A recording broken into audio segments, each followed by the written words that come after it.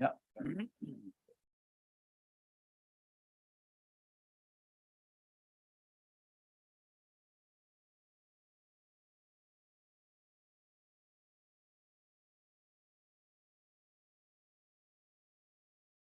Please be seated to start session number 2.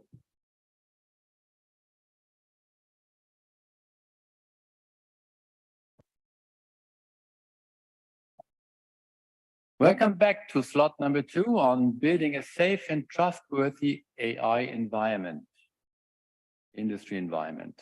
Let's give the floor to Liang Wei from CAICT.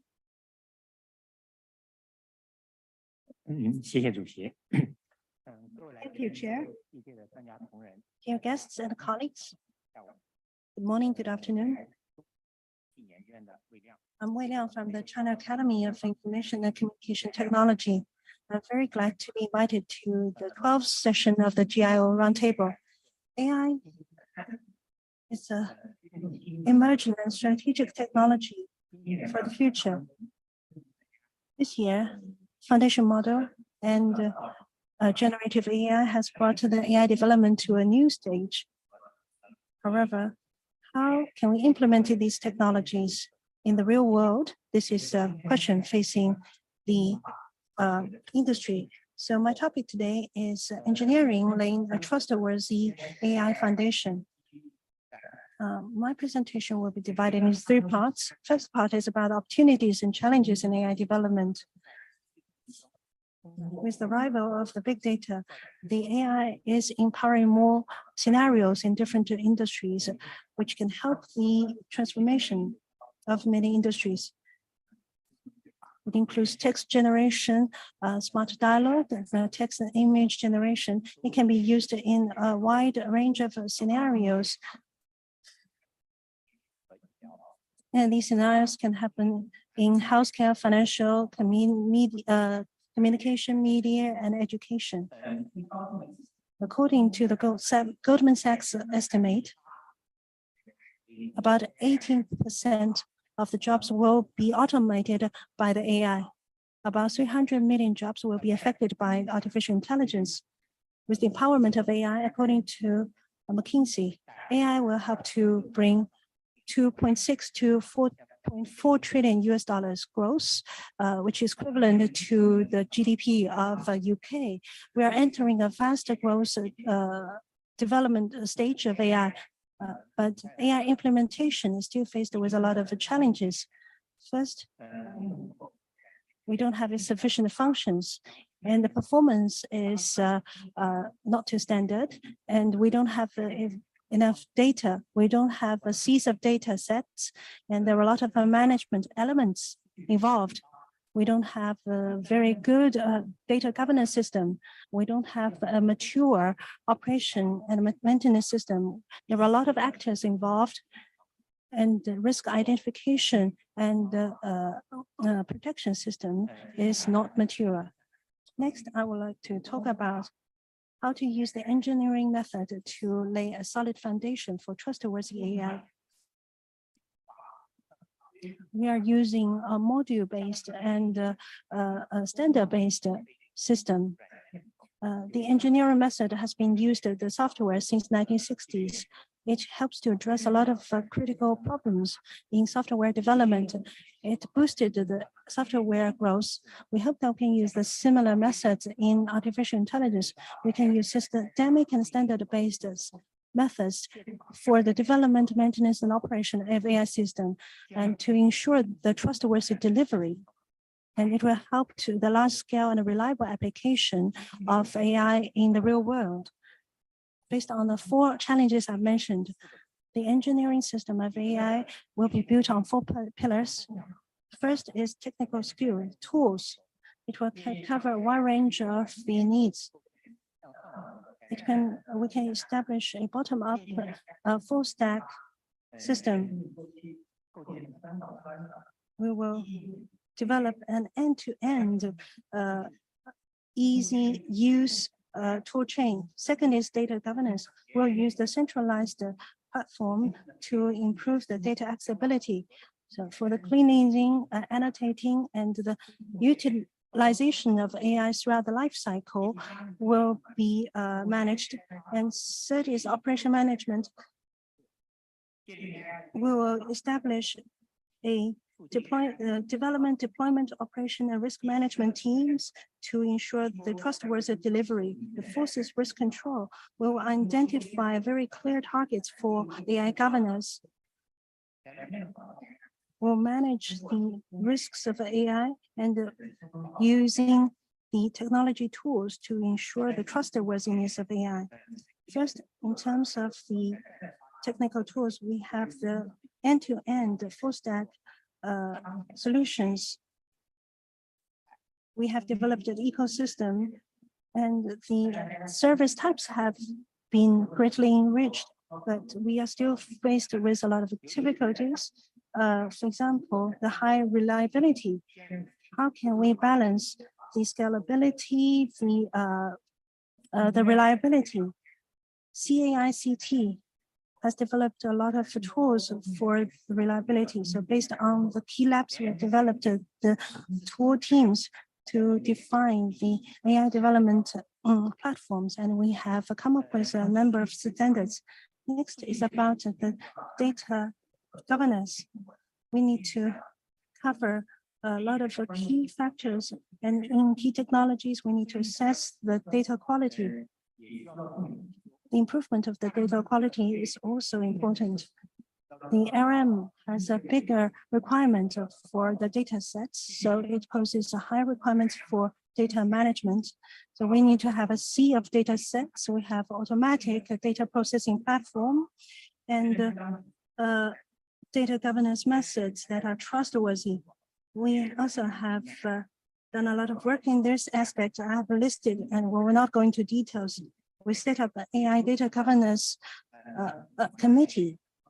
We have developed 2 sets of standards already. Next is about operations management, machine learning operation, development operation. The methodologies for AI. We need to train the data in a sustainable manner. We need to develop a life cycle closed loop. MLOps have been widely applied in different industries, bring a lot of benefits. We need to optimize the model, accelerate the training, and schedule the services. However, the MLOps implementation faces a lot of challenges because of the lack of tools and governance. We developed the first ever MLOps system, and we have compiled 2 standards and published the relevant reports, which have been received by the community, well received by the community. And last is about the risk control. We need to ensure the safe development of AI. We know AI can have problems of hallucination and going out of control. A lot of laws and regulations have been availed to define the standards for managing the AI risks. And in China, we have interim measures for managing the AI risks. And the technology community are using technologies to explore the countermeasures to manage risks. However, AI risk control still face a lot of challenges. For example, we don't have adequate tools. We don't have clear definition of responsibilities and inadequate procedures. We have already carried a lot of work in this aspect. So together with partners, we want to develop the trustworthy ecosystem We push forward the industrial research. We published a white paper. Certainly, we focused on standard development to develop an AI risk control system. Last is about the outlook. According to the PwC estimate, by 2030, the AI will contribute to about $15.7 trillion.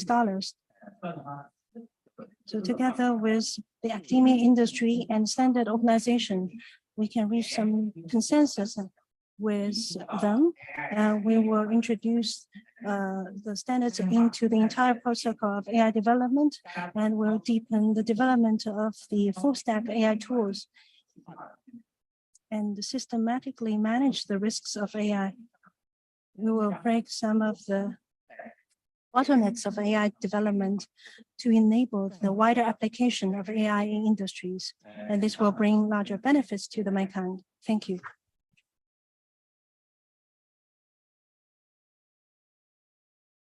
Thank you. Thank you very much for this very insightful presentation here on the outlook of the foundation models driving AI and bringing up the 4 pillars of AI, bringing them in the engineering to life. Now it is my pleasure to invite John Higgins, the chairman of the Global Digital Foundation, to give his presentation. Well, thank you very much, Jürgen, William, for inviting me, and colleagues in the GIO for kindly inviting me to participate at this family gathering of the GIO. And it's great to be back doing these things in person, isn't it? I will introduce myself a little bit insofar as it's relevant during the course of my short presentation to you. I'm going to talk about this issue of we've heard about the benefits. We're making some progress in harnessing the benefits, but how are we doing on managing the risks? What's the progress? Are we able to measure that progress? Let me just remind those of you perhaps who studied it, perhaps from Europe or you've read it from elsewhere. The premise of the European Commission's first communication, I paraphrase somewhat, is that there is a virtuous circle to be achieved, that Europe can benefit from AI as long as society, the European society, citizens and business are comfortable with using AI. And at the same time, we can encourage the development of an AI supply community. So people who write algorithms, people who provide data, we can have a healthy supply industry. That was the premise. But they went on to say that without regulation, the uncertainty would inhibit the take-up. So if we didn't have a regulatory framework, people wouldn't be so comfortable, it would reduce the take-up. That's the premise. You find very few people disagree with that point of view now, that some sort of regulatory framework is required. There might be some discussion about exactly what sort of framework and exactly what should be included, but very few people disagree with that basic premise. What I want to do in my few minutes with you is talk about 3 things. I want to spend a little bit of time on the risks and dig into that a little bit more. I want to try and recap on the responses of different stakeholders, just choose some of the stakeholders. And then, as my colleague in the last presentation did, try and set some picture of the road ahead. And I would say I thought that was an excellent way to start this session, with that very good analysis of the current, what we might call the lie of the land. But first, a little bit about me in the sense of what informs my views and why should you care what I think anyway, as it were. So in addition to chairing Global Digital Foundation, and I'll tell you a little bit about our relevant work in a moment, the things that have shaped my views on this have been my time as the Director General of Digital Europe, which is the body that represents the tech industry, that's ICT and consumer electronics, into European policymaking, and the members of Digital Europe, the large tech companies, but also national associations around Europe, like ZBEI, for instance, a valued member from Germany. I also spent some time as the president of BCS, which is the UK's Chartered Institute for IT Professionals. And that's relevant in that we had a big focus on emphasizing the value of professional individuals.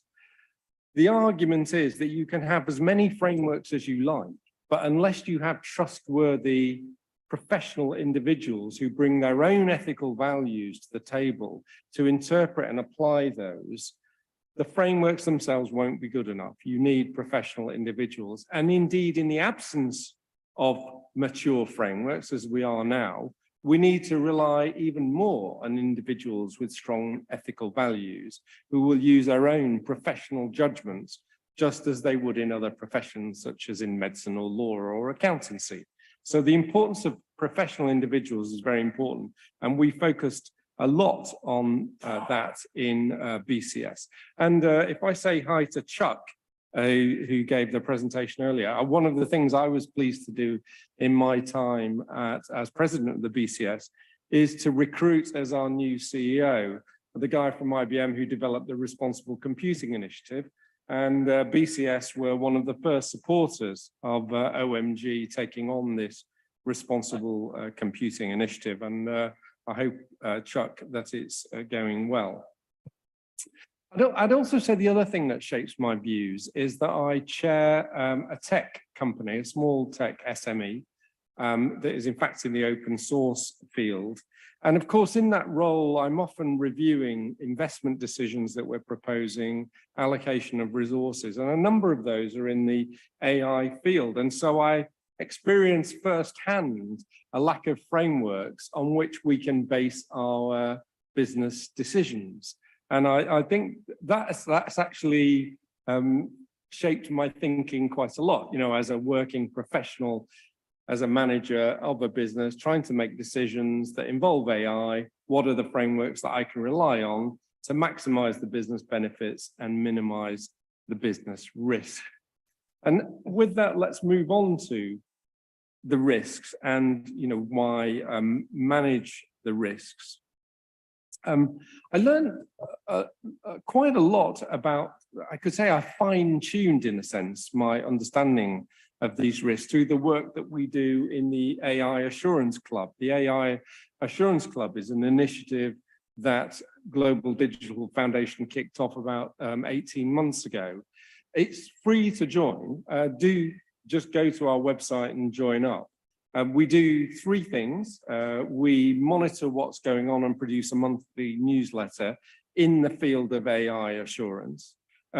We engage, we hold meetings mostly so far around Europe in different European capitals, but we're also developing a framework for information exchange throughout the AI value chain. But don't worry, if you join up, we won't call on you to do any work. We'll just send you the newsletter. It's a very good group of people from many of the different parts of the AI assurance ecosystem. So from organizations like standard organizations like BSI, to companies trying to grapple with the issue of assurance to academics, and from all around the world. We, as I say, we have about 230 individuals engaged with us at the moment. And risks is one of the topics, of course, that we dealt with and discussed early on. So let's just spend a few moments thinking about those risks. I mean, one way you can categorize the risks, in fact, I'm going to try and do it in two dimensions. One way is risks from the point of view of a particular stakeholder or perspective. So if you think about consumer risk, probably the biggest consumer risk is inhibited take-up of a particular service or product because people are nervous about the AI. How many of us have not talked to someone who expresses that concern to us? Oh, I don't like this product. I don't know what it's doing. I find it a bit spooky. You know, so the individual consumer risk. There's also the societal risk we're all very well aware of, fake news, influencing elections, whether it happens or not, the perception of it, that these sorts of things are happening. So there are societal risks.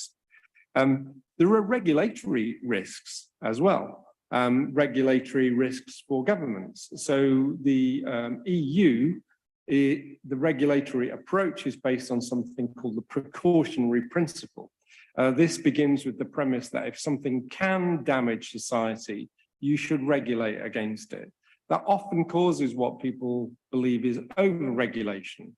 The slightly more Anglo-American approach is to let the market move forward first and then use regulation to fix what we call market failures. I don't make any judgment about one system or another, but they both exist in parallel. So you've got a regulatory risk that you over-regulate and you suppress the development. I mean, that's something you often hear talks about in Europe. There's also the other aspects of risk, which is people often have risk matrices where they look at the impact of a risk and the probability. And indeed, in the AI Act as currently drafted in the EU, there is this concept of high risk. In other words, things that would have a high impact as far as Europe is concerned on things that matter to Europe, as we heard earlier, like human rights, for example, or safety. So there's that dimension of it too. The other thing on this slide, and we saw different variations of this list, safety and reliability and privacy and so on. We saw different variations of this in earlier slides. What I find is there is a convergence on these dimensions, but the point that I think is often missed is management of those risks, or conversely, providing evidence of trustworthiness is different for each of those. So I would argue it's relatively easy now, you may not. Safety and reliability, privacy is reasonably well understood, but transparency and explainability, not so easy. I think many practitioners will tell you it's quite difficult still to explain algorithms and the decision that they will reach. But we heard earlier that is particularly important. So why do different sectors take different approaches? Where is everyone on this journey? It was very interesting. Yesterday, we had the International AI Governance Roundtable here in this building. And we heard from organizations, including from Huawei, but other businesses too, about how they are approaching this issue of optimizing the benefits and minimizing the risk. And the same has got to be true for organizations that we heard of in the opening speech from Huawei this morning, where you have people opening a new airport and deploying AI, or building, say, a new automated factory and deploying AI. I think executives are used to making decisions about many things, about how to deploy resources, how to make judgments, but they're less well equipped to do that when it comes to AI. And they won't yet, because they're not properly understood, fully understand the implications of the decisions that they're making. And they won't know yet what the consequences are. And I think that's what we're processes that help help managers, help decision makers reach sensible decisions. And what we found in our piece of research that we just carried out in Global Digital Foundation, which you can see, I hope now, on our website, looking at different sectors, we found that tech companies and AI providers, such as Microsoft, are quite well advanced in having a governance framework. But others that we might expect to have, engineering companies and so on, less well developed, or at least less well developed that they're publicly admitting to. So I think what we might be seeing here is that companies deploying AI are less sophisticated in their analysis of the AI risks than the tech companies on whom their business is so dependent, really. And I think that's something we need to, as a group, I would argue we need to help those organizations, our customers, we need to help our customers make progress on this front. So let me finish, if I may, on a little bit about the road ahead. Now, this first bullet point, the EU's AI Act will be implemented. There's a lot behind that. And I think it's worth us all just understanding where we are in that process.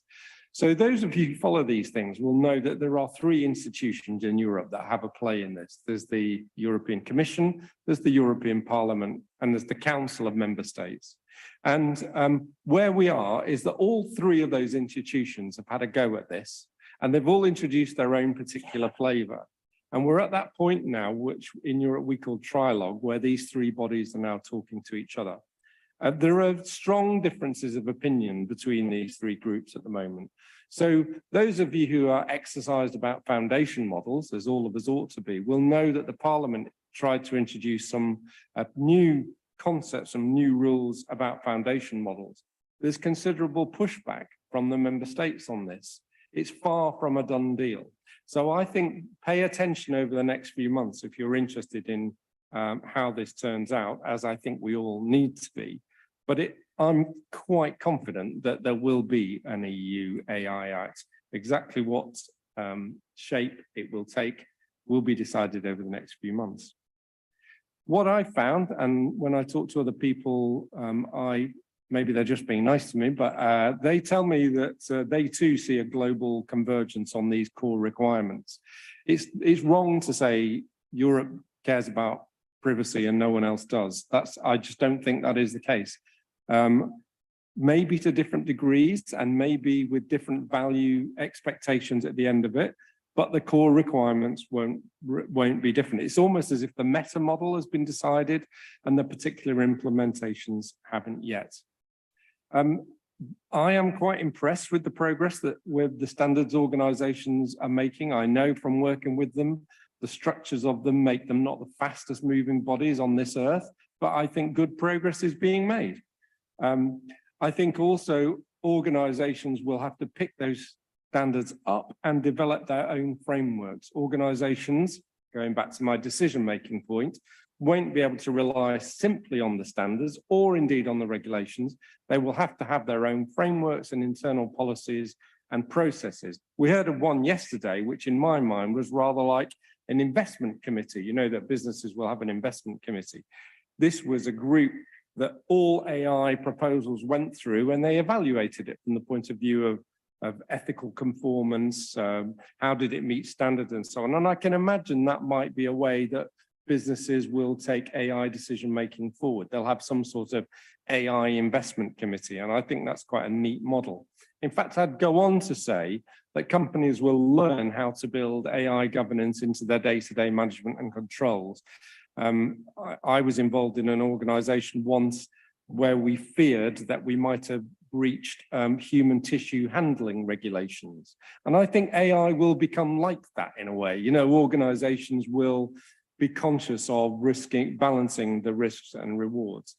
And I will close by saying that we'll do all this good work, we'll get these standards in place, we'll get the frameworks in place, we'll train our managers how to make decisions, but constantly new technologies and use cases will come along and push the boundaries and will keep us all on our toes. And personally, I think that's probably a good place to be.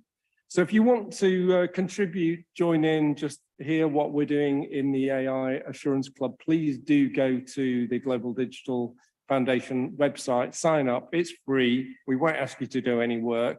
We'd really like people who are interested in this field to join our community.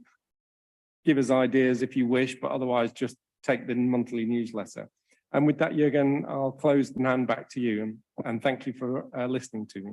Many thanks, John. Great presentation and on how to measure progress. To do that, we need a metric which will be based on the national values, of course, and for the challenges to mitigate and translate between them and to manage the risk. Thank you very much. Now, I'd like to give the floor to Li Lin from GSMA Greater China to give his presentation. Thanks.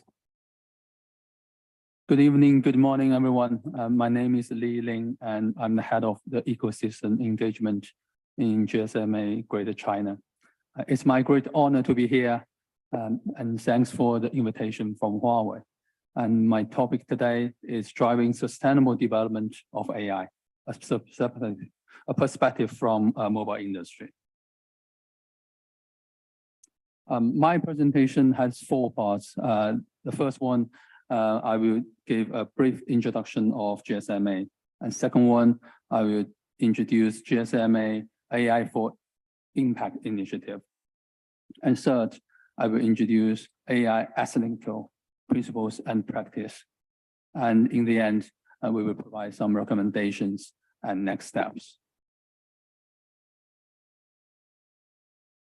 GSMA is a member-led global organization founded in 1987. We are unifying the whole mobile industry towards a common agenda.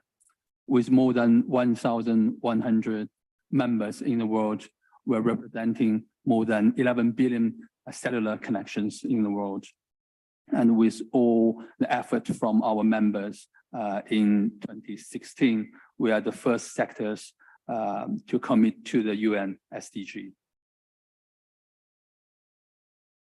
And for GSMA, we champion the value of the mobile industry. We lead the innovation, and by providing the biggest platform in the mobile industry, we are convening the ecosystem of the mobile industry and adjacent industries by our Mobile World Congress and our M360 series. And secondly, I'm going to introduce GSMA AI for Impact initiative. AI is enabling mobile operators to have a better connection and provide a better customer experience. And also it can support, better support UN SDG. And for GSMA, we are taking a proactive industry leadership in driving sustainable development of AI. For example, back in 2017, we launched AI for Impact initiative, which we will introduce later. And last year, we published the AI Ethic Playbook. And this year, we launched a guidance for the policymakers and the regulators, focusing on how the mobile connectivities and AI can work together for a better future. So the GSMA AI for Impact initiative is launched in 2017. So with a group of 24 mobile operators to form a global task force, we are accounting for about 2 billion connections in more than 100 countries. So the advisory panel of the AI for Impact initiative consists of 12 UN agencies, international organizations, and partners. They are providing the on-the-ground insights and needs.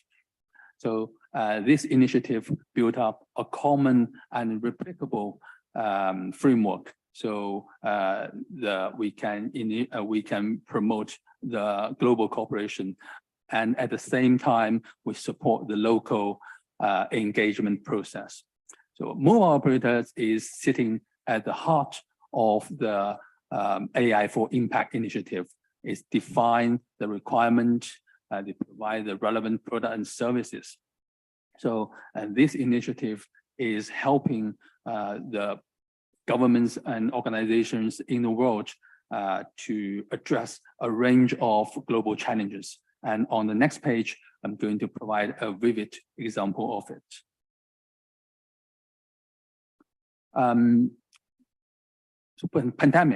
Pandemic is the turning point for mobile big data analytics and AI. So back in 2020, when the COVID-19 emerged, the government in the world start to explore how they can help to track, to contain, to predict the spread of the virus. That's where the GSMA AI for Impact initiative is well positioned to meet the challenge. We received and respond requests from about 14 low and middle income countries and help them to deliver the product and service and receive a very good result. Basically, what we do is we are mapping the MBD analytics and AI use cases for the whole process of the COVID-19 response, starting from, for example, population mapping to the economic modeling. In each use cases, in some particular use cases, the data can be combined with a data source from a third party. And also, we developed the privacy guidance for using the MBD data, and we set up the policies to keep the transparent during the whole process. So based on the COVID-19 response, we set up a common and replicable framework. It focused on the proactive and collaborative activities. So the framework can be used by the government and the organizations to address other global challenges later. Certainly, I'm going to introduce the AI ethic principles and practice and the way to bridge the gap. And to act ethically for AI, an organization needs some underlying framework to do that. So GSMA, together with a group of mobile operators, has helped to set up some principles. I think some or many of the principles has been mentioned before. For example, fairness, which means an AI system must not discriminate any people or any group. For example, in Orange, they are working on their AI system is bias-free whenever possible. For example, human agency and oversight, which we mentioned before, which means it's important to determine the appropriate level of the human oversight and human control over an AI system. For example, in STC, they developed an AI system for the field surveyor. The design follows a human-in-the-loop approach. So once the surveyor get the result from the AI system, they can validate the result by accepting it or rejecting it or adding it. Also, in the principles, we have transparency and explainability, which we discussed before, which means it's important for us to be able to explain when the AI system is used, what the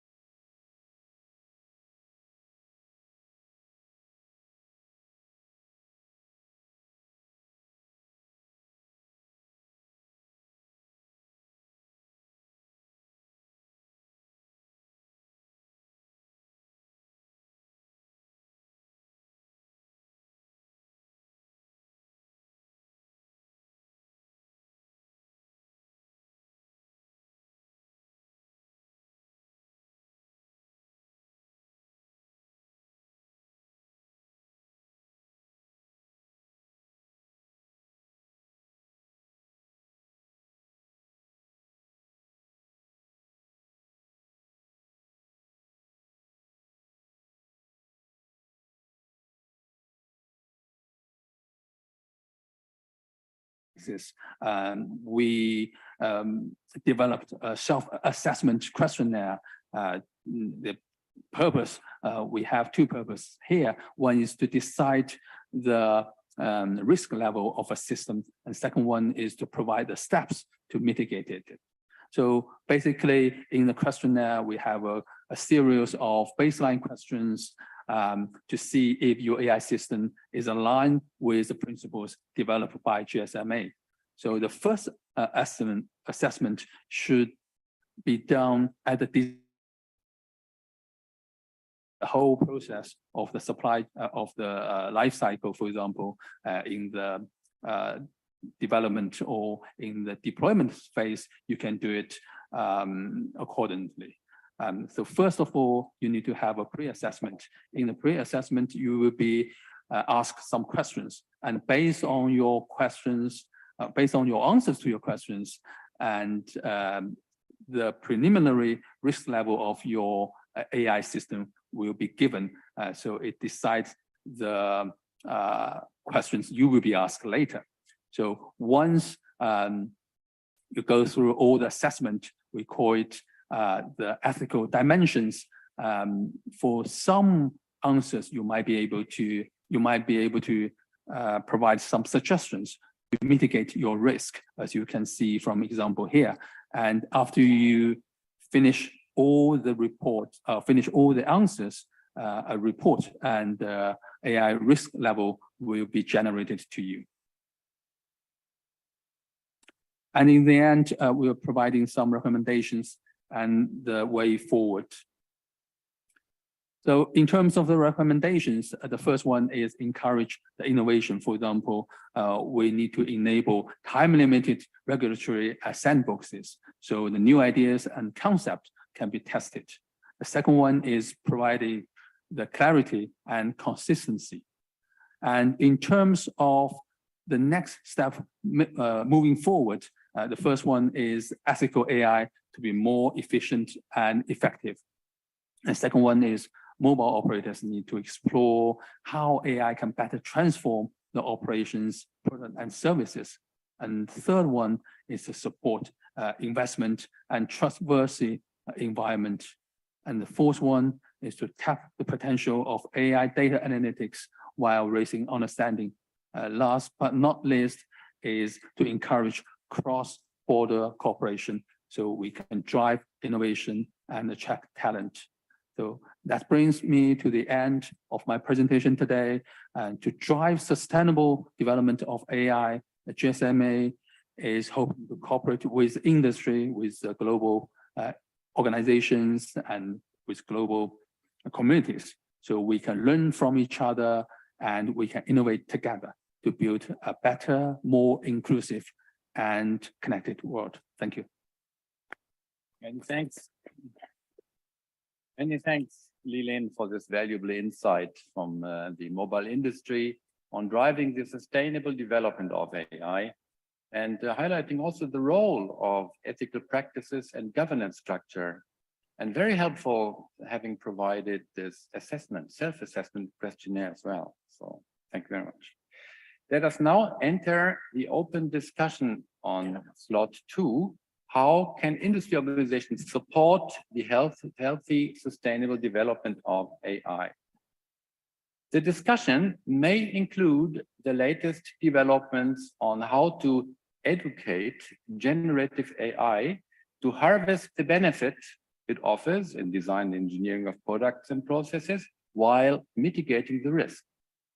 Let us start here in Shanghai with our colleagues. Just recently, the Israeli philosopher Yuval Harari at Hebrew University has stated that AI has hacked the human operator system, he means the language, and we would need new measures for trust and identity.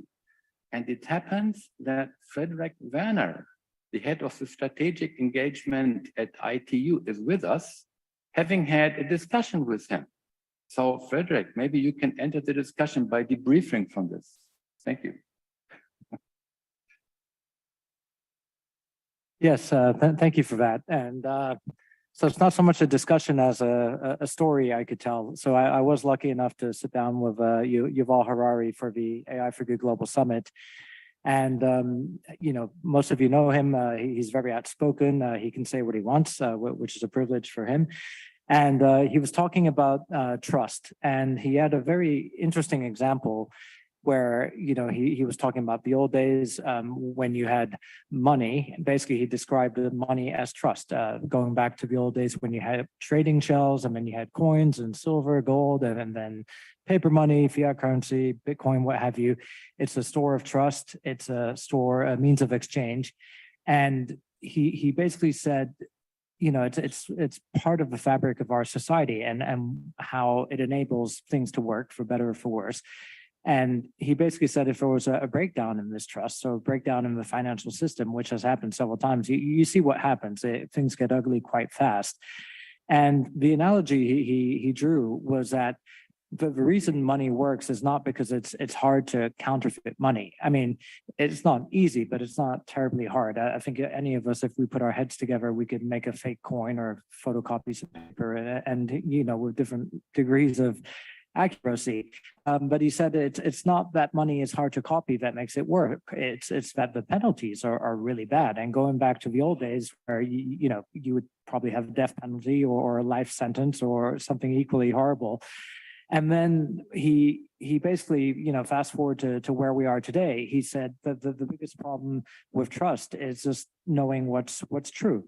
And I think we saw a lot of examples yesterday with, you know, basically fake news, deep fakes, but basically with generative AI and a bit of creativity, it's really hard to tell these days what's true. And that's just going to get harder and harder. And basically, he basically said, we need you know, technical solutions aside on identifying fakes and all, you would need similar type penalties, if you will. Okay, I'm not advocating for the death sentence for making an avatar. I actually use avatars for AI for good. But actually one point he made is it should be identified as an avatar. So the AI for good avatar actually opens up by saying, I am the AI for good avatar. So you know it's an avatar. And he also said there's a lot of great use cases. So for example, if you're dealing with an AI, you know, maybe a screening service for a hospital or some kind of first line emergency type situation where you need quick advice, that could be very useful, but you need to know you're talking to an AI.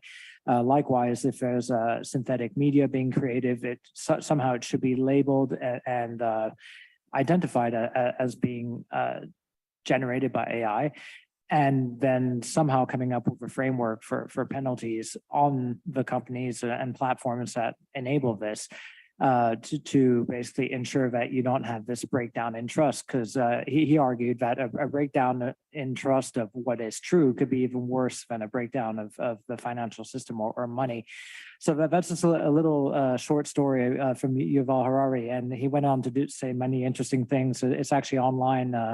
The interview on AI for Good, and hopefully that can inform some of the discussions moving forward. Thank you. Many thanks, Frederick, for this insight and debriefing from this conference. Any other comments and answers from here, from Shanghai or the online community? Yes, go ahead. I just wondered if I could ask a question of Lee, because I really liked that presentation. Yes. But I wondered whether it was likely that the ethical considerations would be done alongside the business considerations. So when you're evaluating whether to implement AI, you're not just looking at the ethical aspects of it, you're looking at, well, will it be good for my customers? So that you'll look at, do you imagine that you would look at the risks in a wider context, or do you think people will simply stay looking at the risks and ethical issues as a separate concern? And if that's the case, my fear is it won't have the business impacts. It won't make it onto the board agenda. And I wondered what you and your members thought about that, if I may. Yes. Thanks, Ron. I think I can only tell the answers from my personal perspective. I think for anything to be sustainable development, you need to consider both the ethical and the business part of it. If you just focusing on one aspect, that won't not last long. That's my probably a more philosophical way of thinking. For AI, I think it's the same. We need to have an AI transparent, fair, can be explainable and ethical. But at the same time, the AI can bring the benefits to the society, to the business. I think that's also important. So the two sides need to go hand in hand. We cannot just focusing on one side and ignore the others. But how we can combine the thinkings together to make a balance between the two, I think that's probably that's the one of the purpose for this meeting, so we can have a better understanding and have a good discussion from all the organizations. Thank you. Thank you very much, Lillian.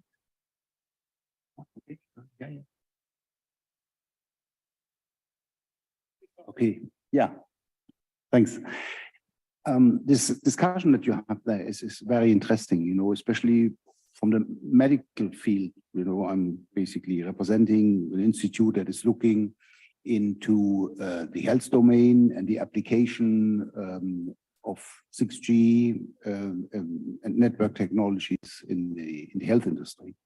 Now, I think you were talking about ethics. Now, I'm wondering, when you were talking about ethics, were you talking about moral, or were you talking about the legal framework? You know, because from a medical point of view, I think it is absolutely vital that we not only talking about morals, but we have to talk about a legal framework, because we also have to talk about accountability. Because if errors happen, which they will, and if there will be mistakes, then there need to be a clear framework that is regulating who is responsible, because it cannot be the AI. Yeah. So I think this is very important. So I believe when we are talking about ethics, then we have to talk about a very strict legal framework, because only with moral and ethics, we will not be able to control that. Can I double down on this one? Well, my ethics are not your ethics. And we are talking about a global effort. So if we don't go through a legal framework, which has the added problem of where it's applied, given your example. So half of the world agrees that I have to identify my avatar as an AI. Great, I'm going to put this on Antilles, which don't abide to that. And now, what happens? So this problem of ethics on a global world is highly complex to come through. So, I mean, I'm all in favor of the concept. And I'm wondering, then I go to the business side. Maybe I don't really want, in some cases, to announce that I am treating half of my customers in an automated way. That is against the kind of image that I want to pass as a company. So why should I be forced to? So there are here a huge amount of questions as soon as we start embarking through that path. Many thanks, Ruiz. And there's another question coming up from Ju1. Yeah. ZTI. Yeah. Rock Electro. Yeah. Thank you. So by now, I listen a lot of many new development about AI. I'm from the technical AI, in this case, the manufacturer. So electrical manufacturer, probably I'm the only one. So for this case, I think electrical manufacturer point of view, how we adapt AI in the future in the industrial automation. So like the case in our discussion now. So many developed of AI technology, legal frame really encourage us. This is the future. We cannot avoid, and also we try to catch the future.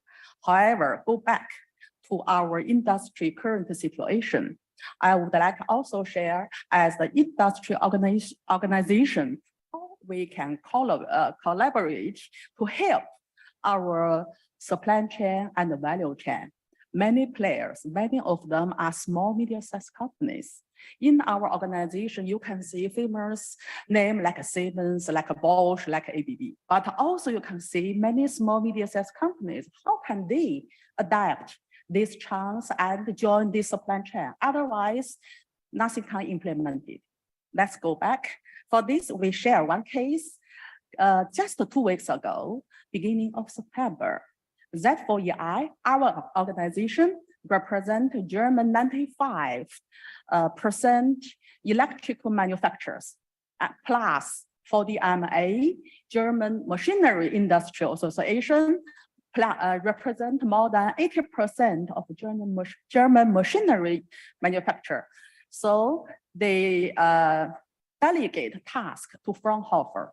The 3 institutes, the IPA, I think I must find the name, IPA, ISST, IOSB, to make a study about blue map for database for manufacturing X. So I think manufacturing X, probably you all know this initiative led by the German Federation, the ministry BMWK currently.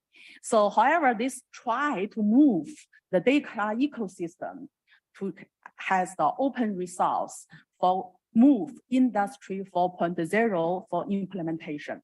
This blue map gave the guide for this whole society, for our industry and manufacturing, machinery and the electro, how to design the data space based for manufacturing. So they open this free, open for the data space, and very important, offer the data property for companies. This is very concern for our members. This is our asset. How to go ahead, this is basic. And also how the data infrastructure to go together as a whole industry. So this is a share about how the industry association help for this. Of course, AI is next step for this society. Manufacturing X also involved AI, Internet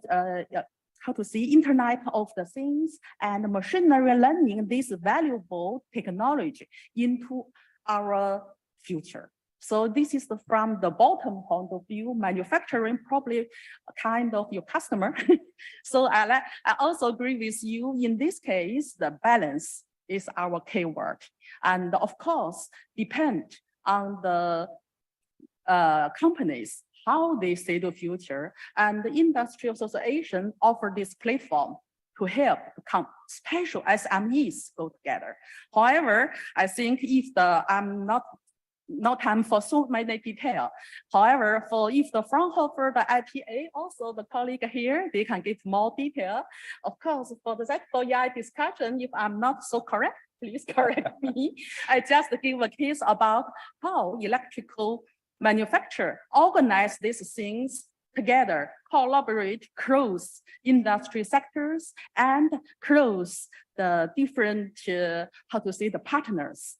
And very important, I like in this blue map, they offer the case from the car manufacturer point of view, container X as a case. So that's all.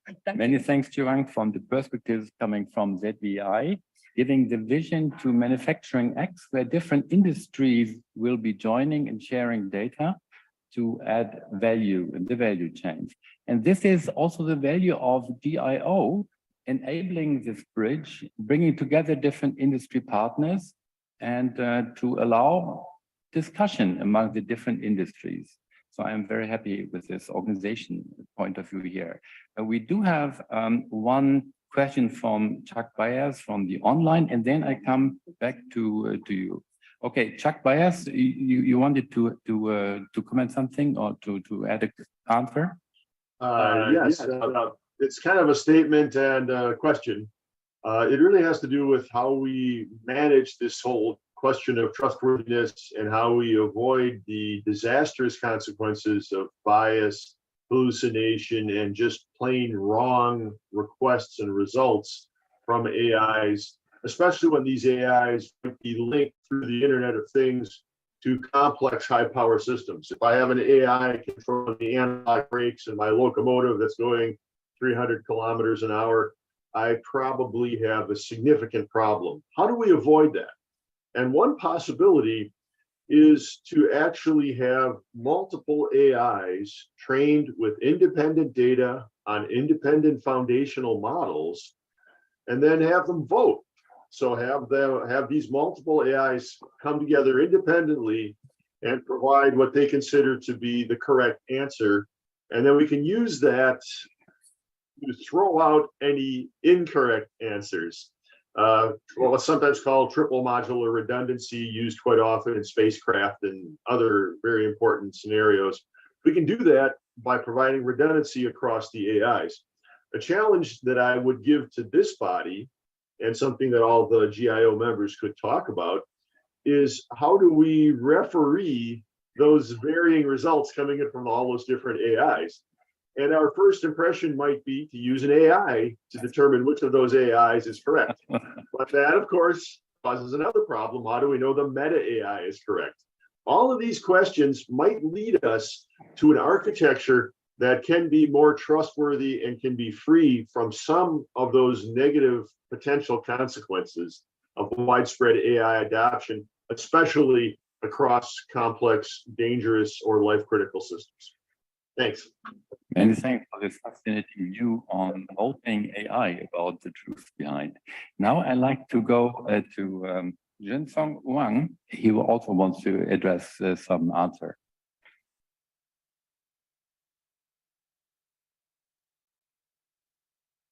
Thank you very much, Chair, for giving me this opportunity. Actually, before I came here, I watched some of the presentations. So based on the discussion and my personal work, I'd like to share some suggestions. I'm from IECT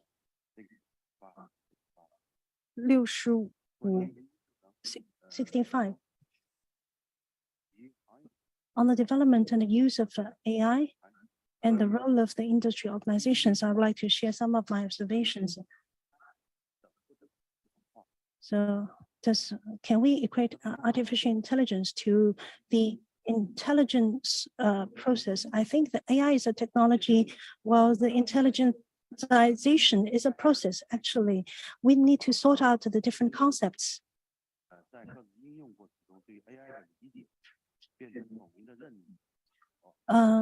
We need to clarify the understanding of the AI and come up with a common terms for AI.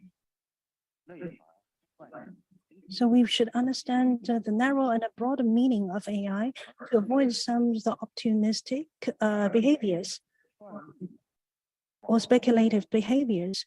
Computing power or network is it equivalent to artificial intelligence, because my background is automation. AI is a very important component of automation. If we don't have clear understanding of these concepts, the very benign development or growth of the industries will be compromised. So we want to see more white papers or industry consensus, and this will help the organizations to play a better role in driving the AI use and application. And the computing power and the networks of AI will enjoy sound growth. Second, about the industry application of AI, we come from different industry organizations. What should we do first? We should define the application, AI application requirements. If we can set very clear requirements for the AI application, then it can drive the application of AI in our respective industries.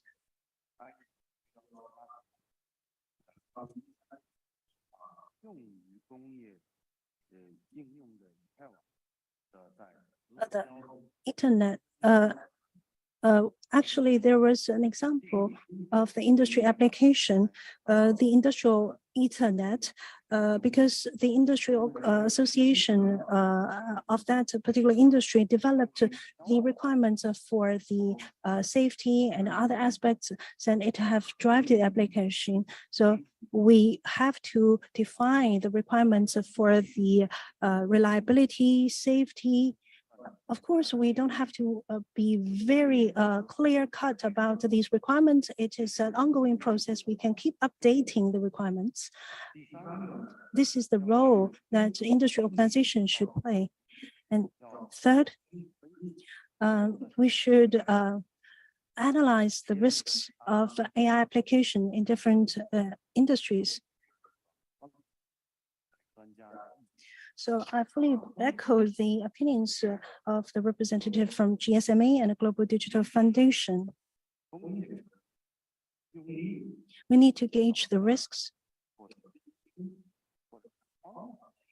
and we should develop the approaches and methods for analyzing the risks.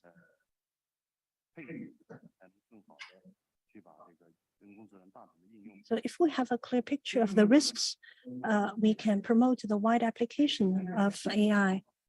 Last but not least is the ecosystem development.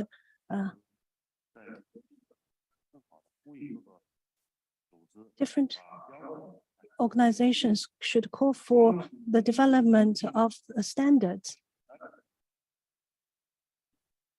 AI application different from the simple application of automation.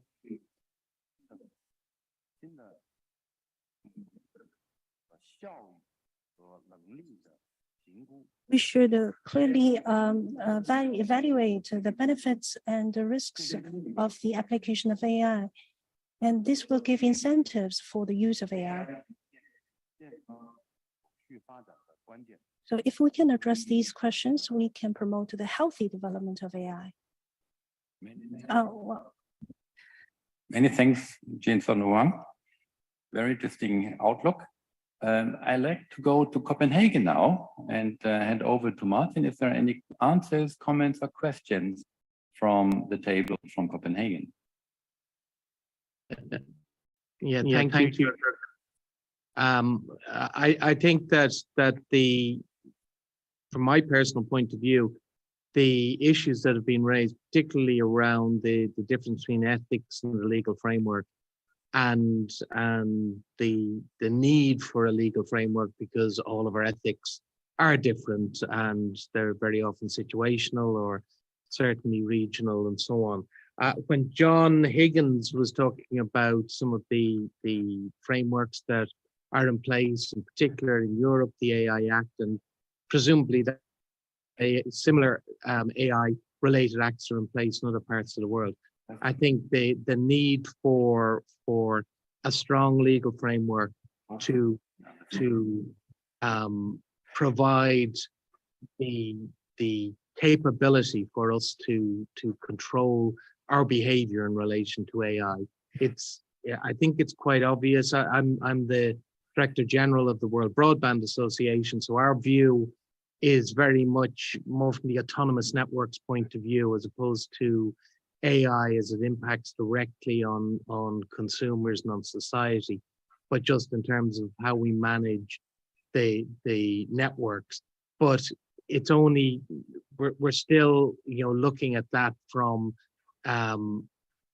AI as being, a relatively low risk mindset from an autonomous network point of view. But once you start delivering the broadband capability that enables the metaverse and other societal activities, having the frameworks in place, the legal restrictions around us, I think are going to be increasingly important. Many thanks, Martin. Any further questions, answers, comments from Copenhagen? Then we have, I don't see, okay, there's another question coming up from Shanghai, yes. 谢谢。这个是我叫文库，我来自于中国通信 I'm Wenko. I'm from China Telecommunication Standardization Society, CSSA.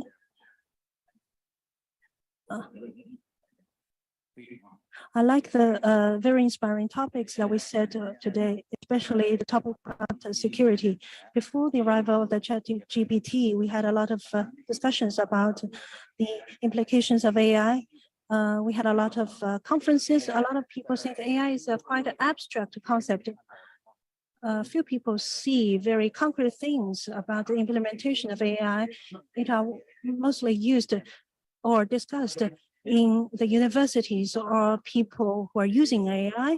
Well, we'll see this a big thing, the arrival of the ChatGPT. So just all of a sudden, AI is very close to us. AI creates a lot of entertainment, a lot of fun and joy, but also it brings us a lot of risks.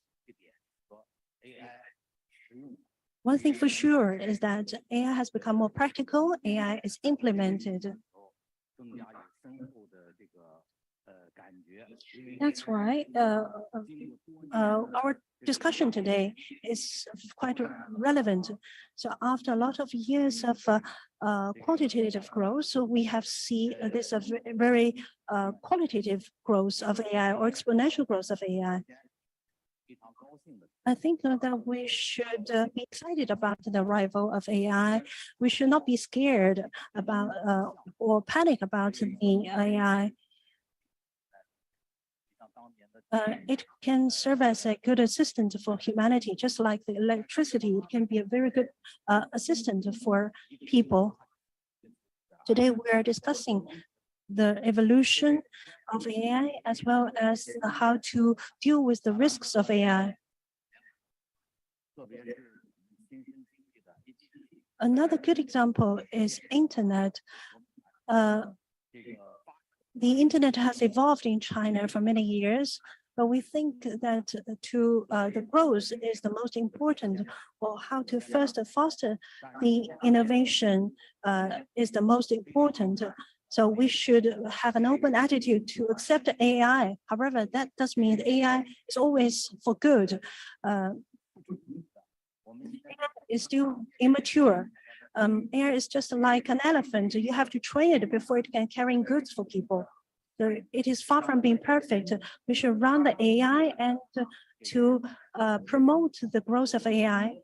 And the arrival of the ChatGPT actually inspires to think a lot. In industries in the branch sectors, we see that there is great potential in application of AI. We have been saying that now in Chinese mainland, there are many call centers.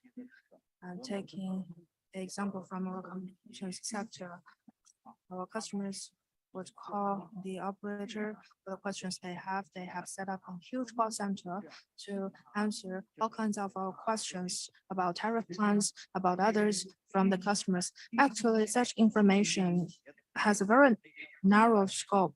And it's quite simple. As I was talking to our colleagues from China Mobile, that is it okay to use AI so that AI can talk, can use very natural tones, just like an actual human being, just like ChatGPT. Is it able to answer the questions that the customers may have? And I think it's not just for the telecommunication sector, but other sectors we can think of using AI to resolve the questions within the very narrow scope. And once those narrow scope questions are resolved, we can combine them to resolve big scope questions. And of course, we need to rate it in. Security has always been our focus. We will never say that for the sake of ensuring security, we hinder the development. I think sometimes when it falls down, it's not a bad thing. It's actually a reminder of what we shall pay attention to. This is what I would like to share with you. Thank you. this interesting remark on training the elephant before he gets good. Maybe one last question from here. Yes. Okay, go ahead. One last question. Answer. 我叫杨泽民。杨泽民, I'm the chair of 5G DNA. I have a few thoughts and recommendations that I would like to share with you. I think for AI system, the biggest problem is security, because we often admit that in many aspects, AI surpasses mankind. But the thing about AI is that a lot of judgment and decisions shall be trusted to the AI system. And for the relevant risks and impact on mankind, it could be quite complicated, going beyond our current understanding. And I think for such kinds of problems, when we are from different geography locations or from different religious beliefs, it would be better if we could have a platform to exchange our ideas. I think for science and technology, something similar to AI would be biocloning. And I think when we talk about such a topic, it would be better to have a participation of a very broad range of people. I think GIO as a platform for industry organizations to discuss could provide such a platform. And as for how GIO can play a better role, in this regard, I would like to offer my thoughts and 2 suggestions. For AI-related technical work and complicated matters, we have the companies, research institutes, industry organizations working on that. And GIO shall leverage its unique role, focusing on security, ethics, and providing components to the legal system. I think such topics can be discussed at GIO. And second, for our industry organizations and experts that often participate in GIO meetings, you are the most valuable think tank. For the future GIO meetings, which topics we shall address, we can learn from the feedback of these experts and organizations. Thank you. Yeah, I go back to now to Martin to Copenhagen, because we have a question from Kevin Chu from TMS. Thank you very much. I'm Kevin from TM4. My role is the program director. Basically, through today's session, I will learn a lot from the peers. Here, I want to echo the questions. How can industry organize healthy, substantial development of AI?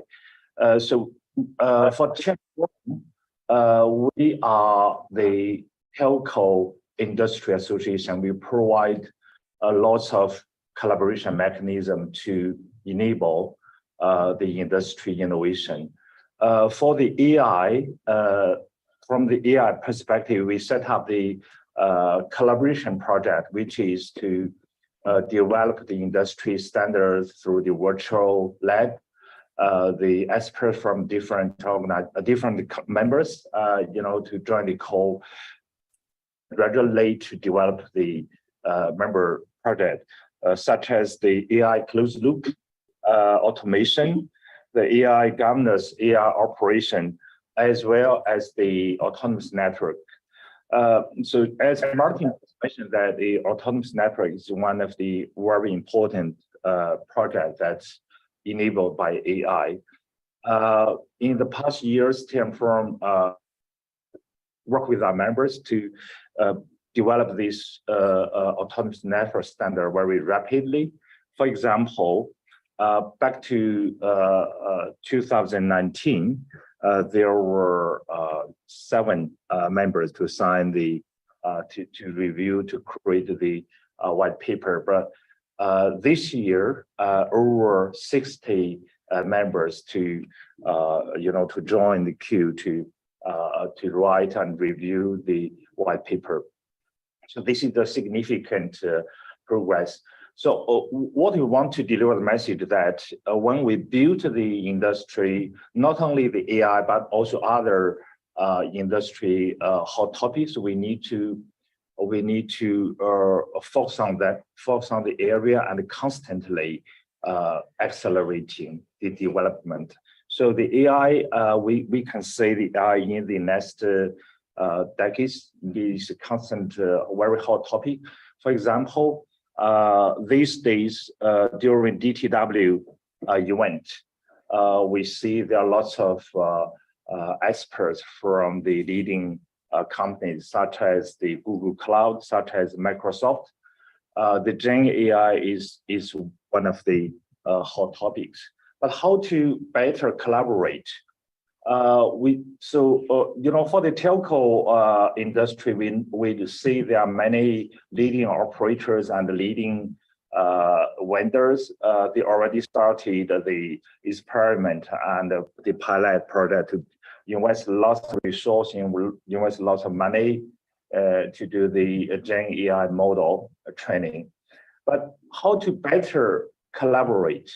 I think this is very important, since we must find a way to support the AI in a sustainable way, rather than waste too much money. So if every company wastes too much money, this is a big waste to the whole society. So that's why I think the industry association should take more role on how to orchestrate the industry together. Thank you. Many thanks, Kevin Chu. This already is very close to the closing remarks by content, and I'd like to hand over to invite Martin to give a wrap up if you have some more compared to given before. Thank you. For sure. Thanks very much, Jürgen. I think, first of all, reflecting what William Zhu said earlier on today, this is the 12th GIO. I think I've attended 11 of the 12 GIO meetings. I think I've moderated 6 or 7 of the GIO meetings. And this is, in my opinion, one of the best GIO discussions. And it's primarily because we've hit on a topic at this meeting that is close to everybody's heart. In many other GIO meetings, and there's lots of friendly faces around the table in Shanghai and here in Copenhagen, but in many of those GIO meetings, we have spread a few different topics. We've talked about IoT or excellence in manufacturing, maybe automotive, healthcare. And some people were interested in each of the discussion, but not everybody could see their issues in that. But we've got manufacturing, healthcare, automotive, electronic manufacturing, telecoms around the table today, and everybody, and from USA, China, Europe, Korea, Japan, and possibly others as well, but certainly from our speakers. And it is clear that everybody sees this in a roughly common way. I think that if I look at the presentations that came out today,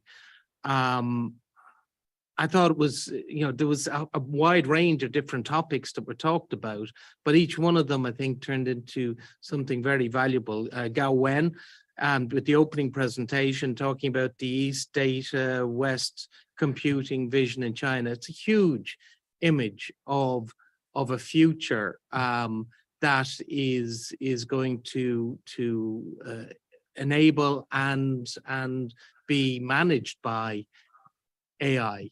And it really paints an incredibly large picture that we all should be quite excited about. but it does also set the backdrop for the scale of our ambitions in this area if things start going wrong. We had a great presentation from Chuck on a fabulous overview of kind of AI in manufacturing and the opportunities, the use cases, the potentials and the dangers. And then Keito Shinpei from Japan gave a really interesting deep dive view in terms of where autonomy in driving in the automotive industry is going. But again, a lot of the same challenges around security and reliability and so on, as well as aspects such as, you know, the better cameras and the fusion camera LiDAR fusion solutions and the value of open source. And the fact that Japan is taking that leap to now put autonomous cars on the road. And that would make it one of the first countries to be taking that step forward. We heard from Luis Romero from Alarm status. We heard from Alarm is not set. Hello, can you still hear me? Okay. We heard from Luis Romero from my industry, from the telecoms industry, and really talking about the extensive work that's underway within Etsy. And I think it's just when Luis steps back and shows the breadth of work that's underway, you realize the importance of really wrestling the whole AI challenge to the ground. It's not just about what 3GP does, it's about that whole suite of industry activities that Etsy is guiding, and that's going to be hugely important. But again, you know, he emphasized again and again the importance of security. And we had Liang Wei from CAICT talked.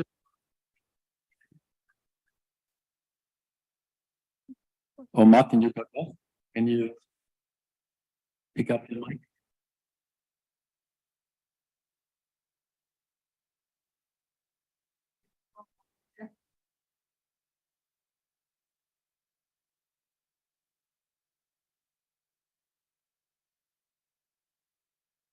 And the importance of the emergence of legal frameworks that are going to help guide us in this area. We can no longer just hope that we will all do the right thing. We will need guidance on this. A friend of mine yesterday said, in my industry, in autonomous networks, AI is like a child, and you don't give a child a knife when they're young. You let the child learn, and when they're more mature, you give them a knife.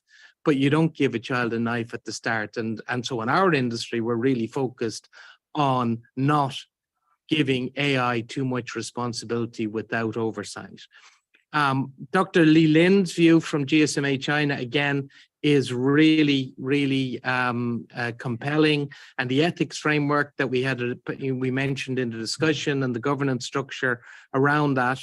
And then all of those comments that came out, which was the striking the balance between let's have ethics frameworks, but also let's make sure that we have legal frameworks that underpin that. And then maybe the final thought in all of this was when Wenku made his comment struck me, his phrase of "don't panic," right? So we shouldn't panic. I mean, this is really interesting. And it's really a huge opportunity, both a financial opportunity and an efficiency opportunity. And we have to approach this with eyes wide open, but it's not a situation in which we should be panicking either. So excellent, and well done, Jürgen, on moderating it as well today. It was a fascinating session. So thanks very much. Many thanks, Martin. It was an excellent wrap up from Copenhagen. And many thanks to all having reached the end of this presentation sharp on time, according to the agenda. I'm very happy with that. So now please scan the QR code coming up for your valuable feedback and take 2 or 3 minutes. And then you are invited for dinner and lunch. Dinner here and lunch in Copenhagen. And then you can join me here in Shanghai to the dinner place and join Martin in Copenhagen for the lunch. Enjoy the dinner. Thank you very much. Bye-bye. See you in the next GIO. Can you go back to the QR?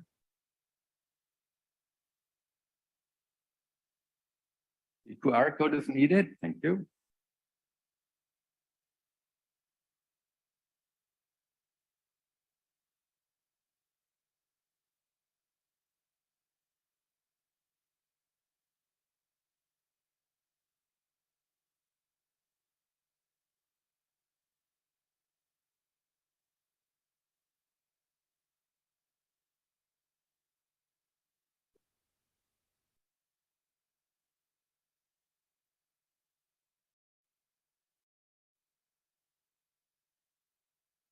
我们晚宴的地点就在隔壁的宴会厅，前台宴会厅1，然后可以跟随我们的同事前往。